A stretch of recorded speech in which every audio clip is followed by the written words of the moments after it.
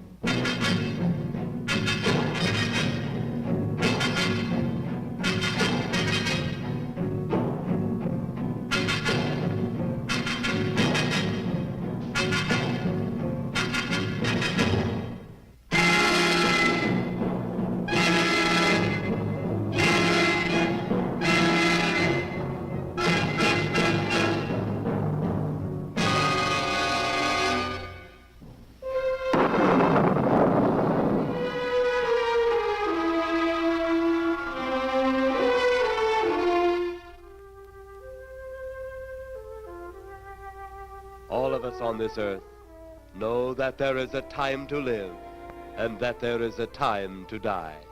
Yet death is always a shock to those left behind. It is even more of a shock when death, the proud brother, comes suddenly without warning. Just at sundown, a small group gathered in silent prayer around the newly opened grave of the beloved wife of an elderly man. Sundown of the day, yet also the sundown of the old man's heart. For the shadows of grief clouded his very reason.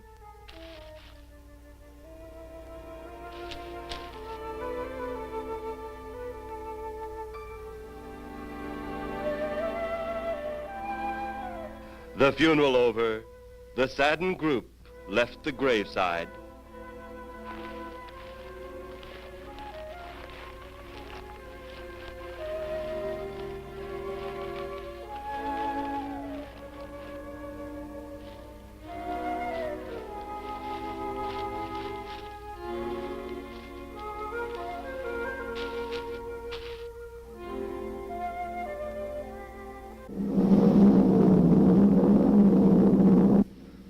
To 4.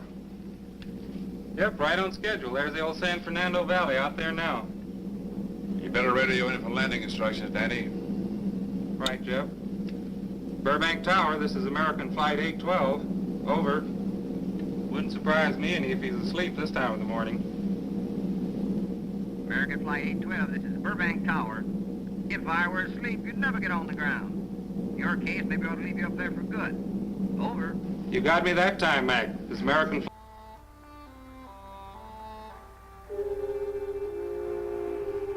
The grief of his wife's death became greater and greater agony.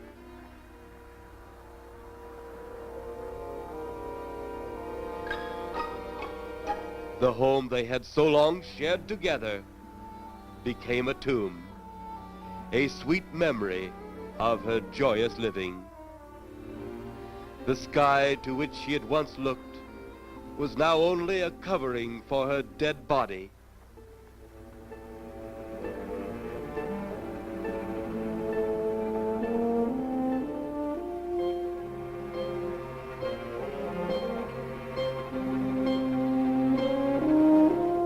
The ever-beautiful flowers she had planted with her own hands became nothing more than the lost roses of her cheeks.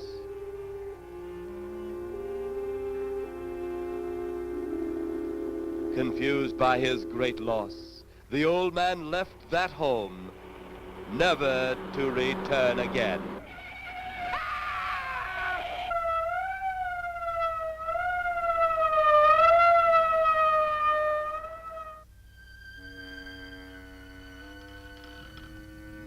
At the funeral of the old man, first his wife, then he. Tragic. Tell me something.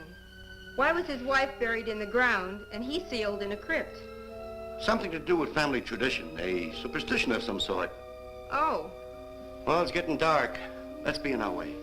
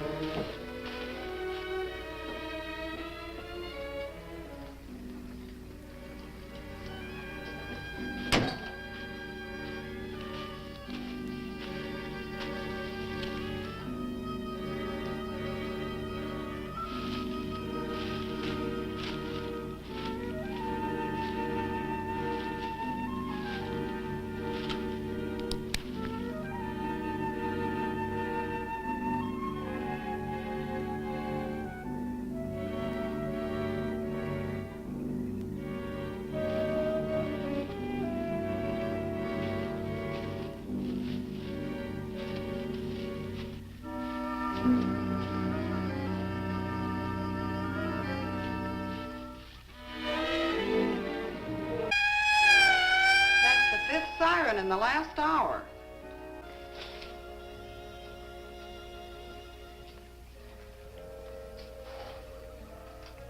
You seem to still be up there somewhere.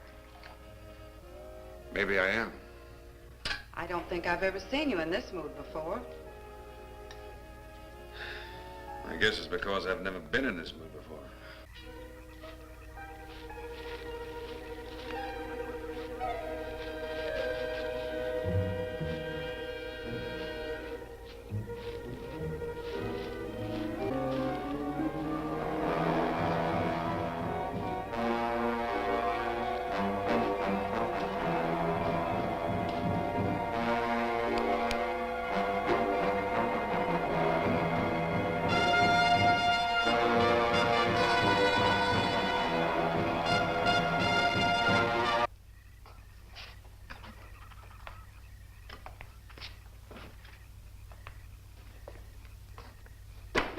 I still think you ought to go in town and stay with your mother until I get back.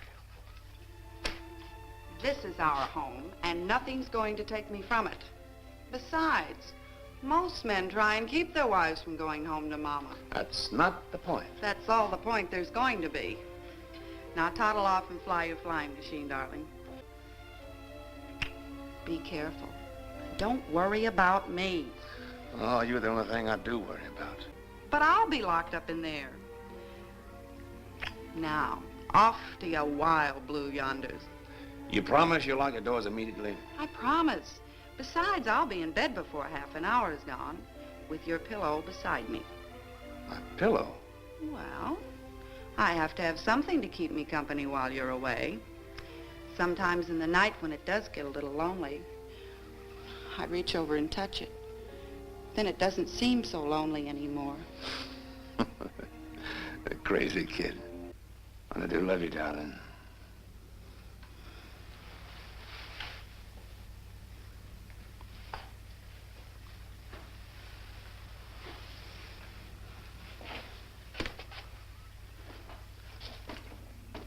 See you Thursday. Goodbye, honey.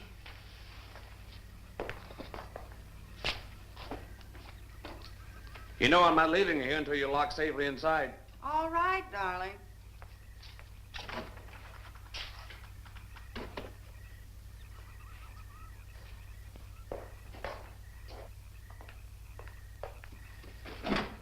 If you're especially nice, I may even lock the side door. And be sure you keep the yard lights on.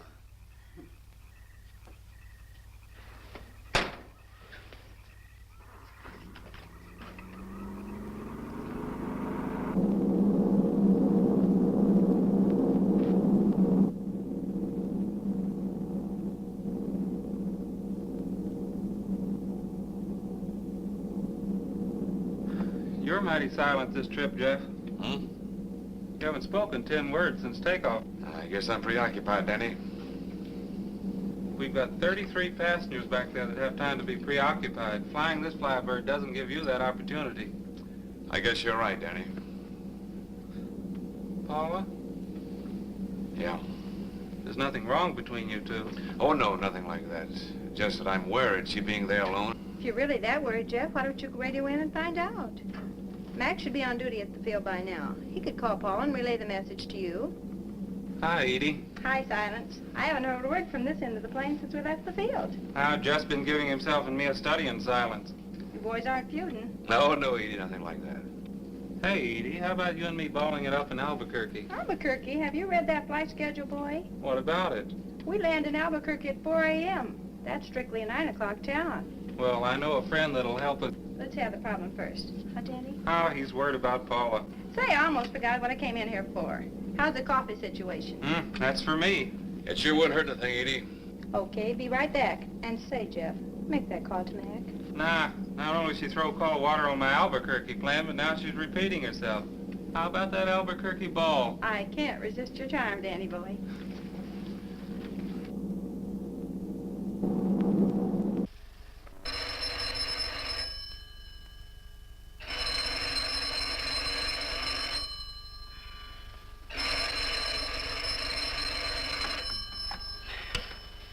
Hello? Who? Mac? Well, hi, Mac. Sure, I'm all right. I just fell asleep. Tell Jeff I'm all right. Okay, Mac. Thanks for calling. Good night.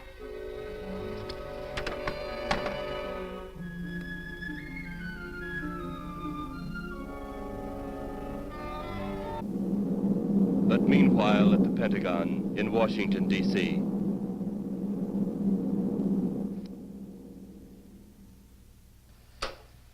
Right, G2. Come in. Yes, of course. I'll keep in touch. Come in, Colonel Edwards. Close the door. At ease, Colonel. Thank you, sir. Sit down.